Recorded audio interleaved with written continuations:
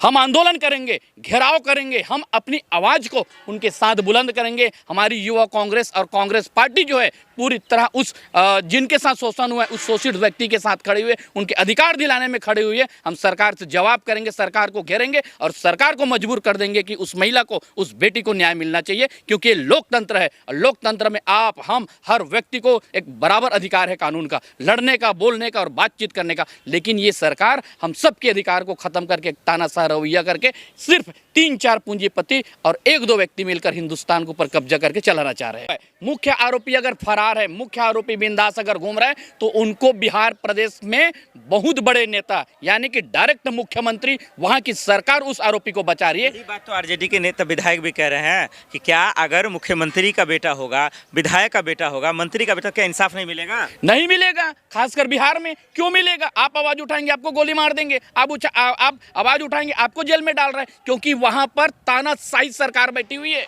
तानाशाही आए दिन बिहार में, कोई चाकू से मार दे रहा है, कोई गोली से मार दे रहा है, हर दिन बलात्कार हो रहा है, हर दिन महिलाओं का शोषण हो रहा है। क्या कर रहे हैं नीतीश कुमार जी? अच्छा, नीतीश कुमार की खुद डायरेक्ट बलात्कार नहीं करके अपने लोगों को, जो भारतीय जनता पार्टी के गुंडे होते हैं, आप देख रहे हैं ना, उनके पार्टी सारे गुंडे मिलेंगे आपको। बलात्कारी को सांसद का टिकट मिल रहा है, बलात्कार करने वाले को विधायक का टिकट मिल रहा है, और इतने बलात्कारी। अच्छा, दूसरे बलात्कारी को छोड़ो, हिंदुस्तान के इतना बड़ा प्रधानमंत्री जिनका नाम एस्टिन फाइल में आया भाई, अब इसके बाद हम क्या बोले? तो पूरा बच्चा बच्चा बोल रहा है। 164 बार नाम आना है ना। रेफरी एस्टिन किसको बोलते हैं? जिनके यहाँ मांस खाए जाते हैं, लड़कियों के मांस को पकाए जाते हैं। लेकिन नीतीश कुमार इतने बुरे हैं, मोदी जी बुरे हैं, अमित शाह जी बुरे हैं, सम्राट चौधरी बुरे हैं, बिहार में जीत भी तो वही रहे हैं। अरे भाई, जीतेंगे कैसे नहीं यार? अब जो वोट चोरी का खेल तो आपने देखा है, प्रमाणित हो गया है, क्योंकि जिसकी लाठी उसकी भैंस वाला है ना। नॉर्मल से हम मोबाइल चलाते हैं, आप देखते हैं ना, ये मोबाइल चलाते हैं, इस मोबाइल को ऑपरेट कौन कर रहा है? या इस मोबाइल को तो लिए हम हैं, लेकिन कब अपडेट करना है ये हमारे ऊपर तय नहीं है।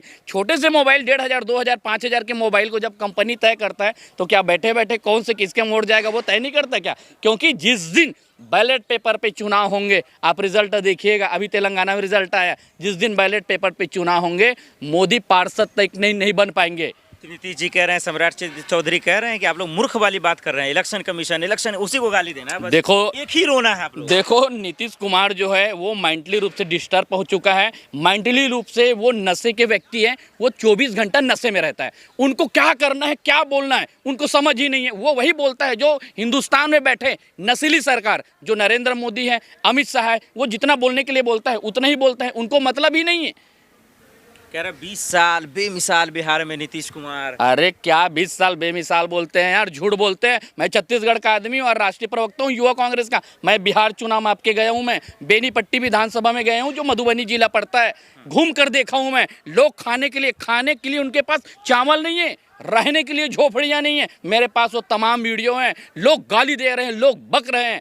और आप जो है चुनाव के समय महिलाओं के खाते में 10,000 डालने को मिला, उसके पहले क्यों नहीं डाले 1 साल पहले? अच्छा, ये तो खुलेआम भ्रष्टाचार है। हम छोटी सी 1000, 2000, 5000 के चक्कर में पटवारी को, दरोगा को पकड़ते कि नहीं पकड़ते? एंटी करप्शन ब्यूरो जाकर 1000, 5000 के जो रिश्वत लेते हैं उनको पकड़ते। ये तो खुलेआम लोगों को रिश्वत दिए। अच्छा, भोली भाली बिहार की जनता, महिलाएं जो कम पढ़ी लिखी है, कुछ लोग जो कम पढ़े लिखे, उनको खरीदने का, उनके दिमाग में जाति और धर्म के नाम के डालकर, जहर डालकर इन्होंने वोट को खरीदा है। और दूसरी चीज, जहां वोट खरीदा नहीं पाए, जो व्यक्ति पैसे में नहीं बीता, तो वहां पर 101% इन्होंने ईवीएम में घोटाला करके रातों रात 2.5 लाख, 3 लाख, 4 लाख लोगों का बिहार से नाम काट दिया। क्यों काटे भैया? रातों रात अचानक नया नाम जोड़ दिए गए। कहाँ से जोड़े आप बताओ तो? बेटी बचाओ बेटी पढ़ाओ सिर्फ नाम के लिए दिया। अरे ये ढपोसला है। नीतीश कुमार की अगर बेटी है, अगर उनके बेटी के साथ ऐसा कुछ होता, वहां पर भारतीय जनता पार्टी के वहां पर पक्ष के नेता होंगे या वहां पर विधायक सांसद होंगे उतने बड़े बिहार में,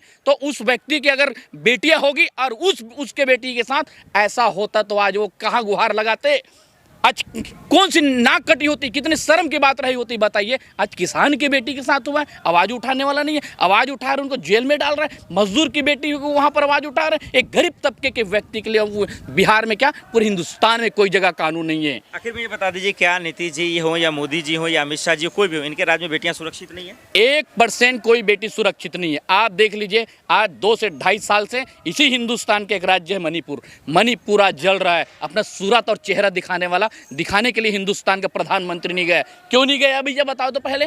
इसी हिंदुस्तान का वो राज्य है, इसी हिंदुस्तान का वो भाग है, क्यों नहीं जाता है? दूसरी छोड़िए, आज आपके सामने मैं बात कर रहा हूँ ना मोबाइल देख के बात कर रहा हूँ, ना कोई लिख के आया हूँ बात कर रहा हूँ। आज हिंदुस्तान के एक नॉर्मल व्यक्ति भी प्रेस कॉन्फ्रेंस करता है, मीडिया के सामने बात करता है, लेकिन हिंदुस्तान का डरपोक, कमजोर और कायर प्रधानमंत्री बात करने के लायक नहीं है, बात नहीं करता है। अच्छा, आपसे और हमसे बात करना दूर की बात, जनता से बात करना दूर की बात, जिस क्षेत्र के लोगों ने उनको सांसद बनाया और उनको उस संसद भवन में जवाब तलब उत्तर देने के लिए बनाया, वो 3 महिलाओं से डर कर वो संसद छोड़कर भगता है। ये कोई प्रधानमंत्री है? ना ऐसा प्रधानमंत्री कभी हुआ था, ना कभी होगा। ये पहला ऐसा इस हिंदुस्तान का फर्जी, जिनकी डिग्री पता नहीं है। कभी बोलते चाय बेचा हूँ, आज तक किसी व्यक्ति ने नहीं बोला कि हमको चाय बेचते हुए इन्होंने दिखा है। बोल रहे हैं